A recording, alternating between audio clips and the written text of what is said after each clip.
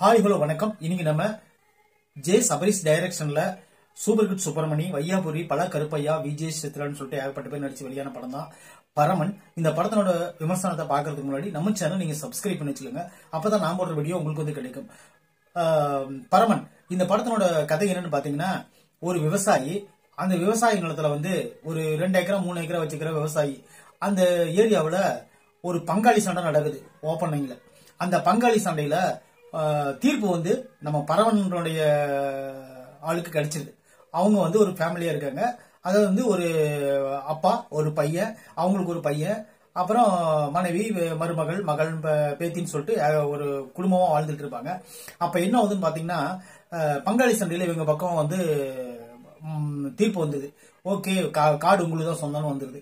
இவங்க மகிழ்ச்சியா இருக்கும்போது திடீர்னு ஒரு குண்டு தூக்கி போடுற மாதிரி இன்னொரு சம்பவம் நடக்குது. அது என்னன்னு பாத்தீங்கன்னா, 8 வழிச்சாலை போடுறோம் அப்படின்னு சொல்லிட்டு அரசாங்கம் வந்து எல்லா விவசாய நிலத்தையும் கையகப்படுத்தலாம் அப்படின்னு சொல்லிட்டு கையகப்படுத்த வராங்க. வரும்போது நம்ம விவசாயி இருக்கிறவரு அந்த அரசாங்கத்தை எதிர்த்து ஒரு கேஸ் போடுறாரு. ஒரு 10-20 பேர்த்த கூட்டிட்டு போய் எங்களுக்கு ஏதாவது நிலம் வேணும், எங்களுக்கு வந்து ரோடு வேணாம் அப்படின்னு சொல்லிட்டு போய் கோர்ட்ல கேஸ் போடுறாரு. கேஸ் போட்டோன்னே அந்த கேஸ் நடந்துட்டு இருக்கும் போது இவர் என்ன பண்றாருன்னா, அந்த எதிரிகளால பேரன் கொல்லப்படுறாரு. பேரன் கொல்லப்பட்ட உடனே அதை கேள்விப்படுற அதாவது அவரோட தாத்தாவுடைய பையன், அதாவது பேரன், அந்த பையனோட அப்பா என்ன பண்றாருன்னா, சம்பந்தப்பட்ட ஆளை கொலை பண்ணிட்டு அவர் ஜெயிலுக்கு போயிடுறாரு. அதுக்கப்புறம் இந்த நிலத்தை அடமானம் வச்சாரு பாத்தீங்களா, பேங்க்ல லோன் வாங்கி விவசாயம் பண்ணி அந்த நஷ்டமாகி அப்புறம் என்ன பண்றாருன்னா, ஒரு கந்து வட்டி கிட்ட பணம் வாங்குறாரு. அந்த கந்து வட்டிக்காரங்க அவமானப்படுத்தின உடனே இவரு சொந்தக்காரங்க கிட்ட போய் காசு வாங்கி அந்த கந்து வட்டி அடைக்கிறாரு. அதுக்கப்புறம் அந்த கேஸ் வந்து முடிவுற்ற நிலையில என்ன ஆகுதுன்னு பாத்தீங்கன்னா, இவர் வந்து ஒண்ணுமே பண்ண முடியாது, கேஸ் வந்து தள்ளுபடி ஆயிடுச்சுன்னு சொல்லிட்டு முடிவு பண்ணிட்டாங்க. முடிவு பண்ணோன்னே அந்த விவசாயி கடைசியா என்ன பண்ணாரு அப்படிங்கறதுதான் இந்த படத்தினோட கதை. சூப்பர் குட் சுப்பிரமணி தான் இந்த படத்துல வந்து பரமனா நடிச்சு எல்லார் மனசுலயும் வந்து இடம் பிடிச்சிருக்காரு. சூப்பர் குட் சுப்பிரமணிங்கிறது வந்து நீங்க நிறைய படத்துல பாத்திருப்பீங்க. அவரு சூப்பர் நல்ல சிறந்த நடிப்பு வந்து வெளிப்படுத்திருக்காரு. அந்த விவசாயாவே வாழ்ந்திருக்காருன்னு நம்ம சொல்லலாம். ஆரம்ப காட்சிகள் எல்லாம் நல்ல ஒரு எதிர்பார்ப்போட படத்தை நகர்த்திட்டு இருந்தாங்க. அந்த பங்காளி சண்டை, அந்த கோர்ட் சீனு, அதுக்கப்புறம் வந்து பாத்தீங்கன்னா அந்த புறவழிச்சாலை போடுறதா சொல்லி ஒரு பேச்சு அடிப்படும்போது அதெல்லாம் வந்து ஒரு நல்லா ஓரளவுக்கு நல்லா நீட்டாவே கொண்டு போயிட்டாங்க. அப்புறம் வந்து இந்த பேரன் சாவர இடத்துல தன்னோட நடிப்பை முழுமையா வெளிப்படுத்தியிருப்பாரு சூப்பர் குட் சுப்பிரமணி அவர்கள். அப்புறம் கிளைமேக்ஸ்ல வந்து இன்னும் நல்லா பிரதிபலிப்பா அவரோட என்ன கேரக்டர் கொடுத்தாங்களோ அந்த கேரக்டருக்கு தகுந்த மாதிரி அவர் நடிச்சு பிரமாதப்படுத்திருப்பாரு.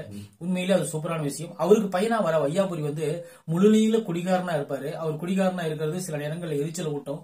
அப்புறம் கிளைமேக்ஸ்ல வந்து நம்மளுக்கு அது ஒரு ஆறுதலா அமையும். அதுக்கப்புறம் பேரனா வர அந்த கேரக்டர் வந்து சில காட்சிகளே வந்தாலும் கூட மனதில் இருக்கும்படியே சித்தரிச்சிருக்காங்க. அந்த கேரக்டர் கூட நல்லாவே அமைஞ்சிருந்துச்சு. அந்த கேரக்டர் பாதியிலே கொண்டுருவாங்க. அப்புறம் வில்லனா வரக்கூடிய சில பேர் அவங்க என்னென்ன கதாபாத்திரம் கொடுத்தாங்க அது எல்லாத்தையும் சூப்பராகவே நடிச்சிட்டாங்க. இந்த படத்தினோட முக்கியமா நம்ம சொல்ல வேண்டிய விஷயம் என்னன்னா, மைனஸா பாக்குறது என்னன்னு பாத்தீங்கன்னா, நாடகத்தன்மையான காட்சிகள் அமைஞ்சதுதான் காரணம். நாடகத்தன்மையான காட்சிகள் நான் ஏன் சொல்றேன்னா, சில விஷயங்கள் வந்து இவங்க கொஞ்சம் விறுவிறுப்பா கதையை கூட்டியிருக்கணும். திரைக்கதைய இவங்க வந்து ஒரே இடத்துல சுத்திட்டு இருக்கிற மாதிரி கதையை முடிச்சிருக்கிறத கொண்டு போயிட்டு இருப்பாங்க. அது வந்து நம்மளுக்கு அது அவ்வளவுக்கா ஒரு இன்ட்ரெஸ்டிங்கா வரல. சில காட்சிகள் வந்து அடுத்து என்னன்னு சொல்லி பார்த்தாதான் நம்மளுக்கு அந்த காட்சிகள் விறுவிறுப்பு உண்டாக்கும்.